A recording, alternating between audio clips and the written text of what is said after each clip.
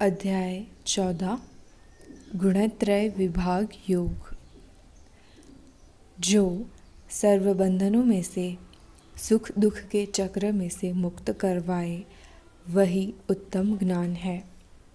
जो जीवात्माएं आत्मदर्शन को उपलब्ध होती है वे सृष्टि की उत्पत्ति के समय जन्म नहीं लेती एवं जो जीवात्माएं आत्मज्ञान को उपलब्ध हो जाते हैं वे जीवन के अंतिम समय में व्याकुलता का अनुभव नहीं करते हैं। जीवात्माओं की मूलभूत 3 प्रकृति देखने को मिलती है। 1 सत्व, 2 रजस, 3 तमस। इन 3 गुणों से अविकारी आत्मा शरीर के साथ जुड़ी रहती है। यह समझने के लिए आप स्क्रीन पर कोष्टक देख सकते हैं। सत्व गुण निर्मल होने के कारण बुद्धि को प्रकाशित करने वाला एवं आरोग्यप्रद है। रजस गुण तृष्णा एवं आसक्ति से उत्पन्न होता है। तमस गुण संपूर्ण अज्ञान से उत्पन्न होने वाला गुण। सत्व जीव को शांति एवं ज्ञान का संग करवाता है। रजस जीव को विविध कर्मफलों एवं दैहिक कर्मों में बांधे रखता है। तमस जीव को प्रमाद, आलस्य एवं निद्रा के साथ बांधता है। सत्व जीव को परम आनंद एवं अंत निवृत्ति के साथ जोड़ता है। रजस जीव को कर्म करने के लिए प्रेरित करता है, कर्म के साथ बांधता है। तमस जीव को प्रमाद, दुख एवं रोग से जोड़ता है। सत्व इंद्रियों में ज्ञान एवं विवेक शक्ति उत्पन्न करता है एवं देह में अंतःकरण में विवेक, सम्यक भाव एवं जागृति की तरफ आकर्षण सत्व गुण की वृद्धि दिखाता है। रजस सकाम भावों से कर्मों का प्रारंभ, लोभ, प्रवृत्ति, अलग अलग विषयों को भोगने की इच्छा एवं अशांति रजोगुण की वृद्धि दिखाती है।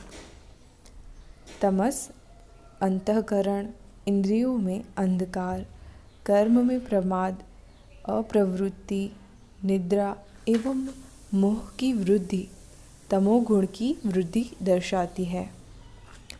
सत्व सत्कर्म का फल सात्विक एवं शुद्ध होता है एवं आनंददायक होता है। राजसी कर्मों का फल दुख एवं संताप के रूप में प्राप्त होता है। रजस गुण त्वरा से भरा होता है। तामसी कर्मों का फल अज्ञान रूपी होता है।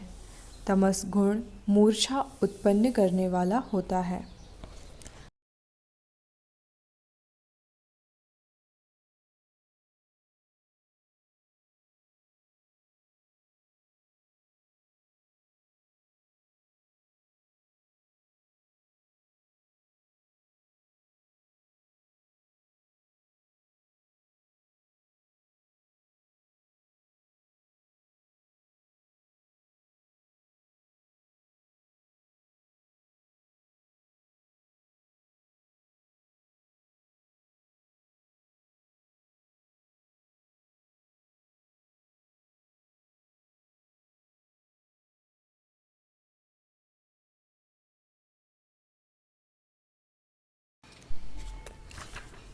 सत्व गुण देहधारी प्राणी यदि इस गुण की वृद्धि के साथ मृत्यु को प्राप्त होता है तो निर्मल लोक को प्राप्त करता है।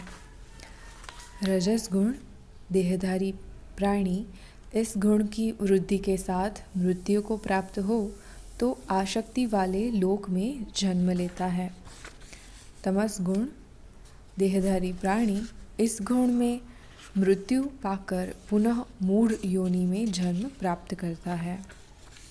सत्वगुण, इस गुण से ज्ञान उत्पन्न होता है, त्वरा शांत होती है। रजस से अधिक प्राप्त कर लेने का लोभ एवं त्वरा उत्पन्न होती है। तमस से अज्ञान उत्पन्न होता है। सात्विक व्यक्ति उच्च गति को प्राप्त करते हैं।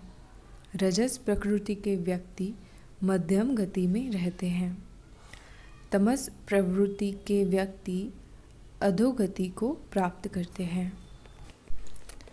जब मनुष्य आत्मज्ञान को उपलब्ध होता है, बोध को उपलब्ध होता है, तब इस बात को समझ पाता है कि इन 3 गुणों के सिवाय कोई अन्य कर्म करता नहीं है एवं इन तीनों गुणों से परे होकर व्यक्ति परम मुक्ति को प्राप्त करता है।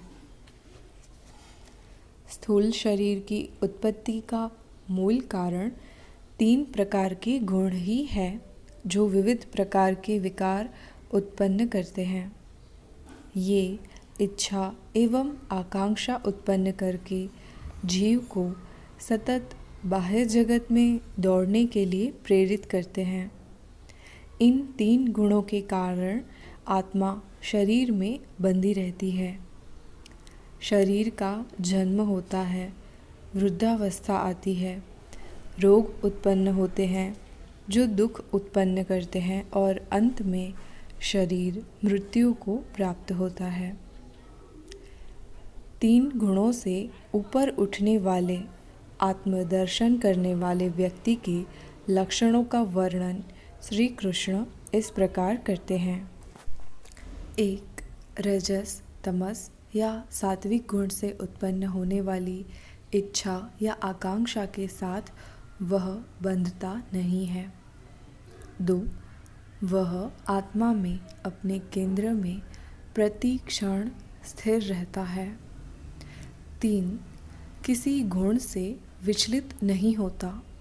गुण अपना कार्य करते रहते हैं।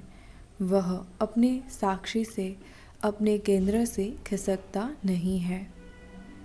4. सुख में सुखी नहीं होता, दुख में दुखी नहीं होता, लोभ में नहीं फंसता, वह सदैव स्वस्थ रहता है। 5. बेहोश मन का विसर्जन हो जाने के कारण एवं होशपूर्ण स्थिति में होने के कारण उसे सोना भी मिट्टी के समान प्रतीत होता है। वह साक्षित्व से विचलित नहीं होता। 6. प्रिय अप्रिय में, निंदा स्तुति में, मान अपमान में ऐसा व्यक्ति साक्षित्व से अपने केंद्र से विचलित नहीं होता एवं स्वस्थ बना रहता है। 7. शत्रु एवं मित्र के प्रति समभाव में रहता है, स्थिर रहता है। 8. वह कर्मों का कर्ता नहीं होता, वह कर्मों के कर्ता के अभिमान भाव से मुक्त रहता है। इससे उसके कर्मों में प्रगाढ़ शांति के दर्शन होते हैं। कर्मों द्वारा उसे कुछ भी प्राप्ति की इच्छा नहीं होती।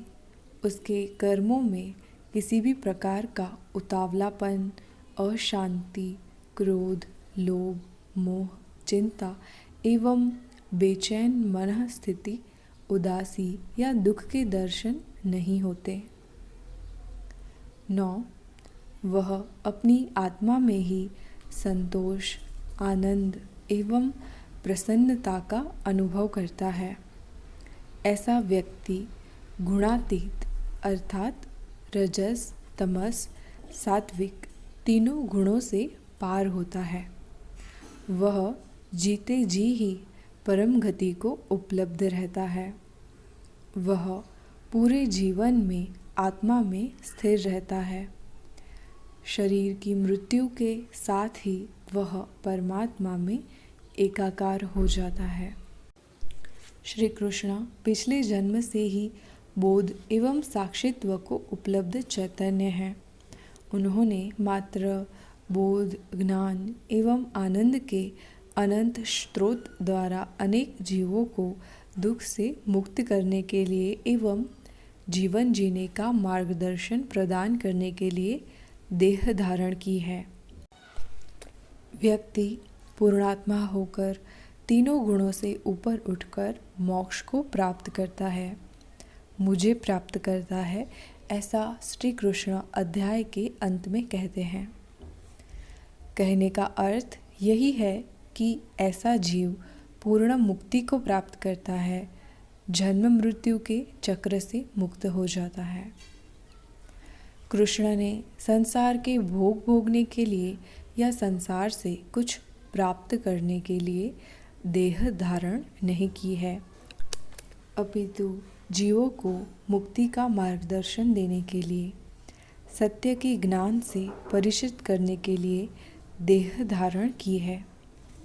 वह सदेह होकर भी प्रत्येक क्षण मुक्तात्मा है और ऐसे अनेक जीव हैं जो लगभग मुक्ति के किनारे पर खड़े हैं। उन्हें पूर्ण मुक्ति का मार्गदर्शन देने के लिए श्री कृष्ण ने जन्म लिया है। यहाँ पर अध्याय 14 पूर्ण होता है।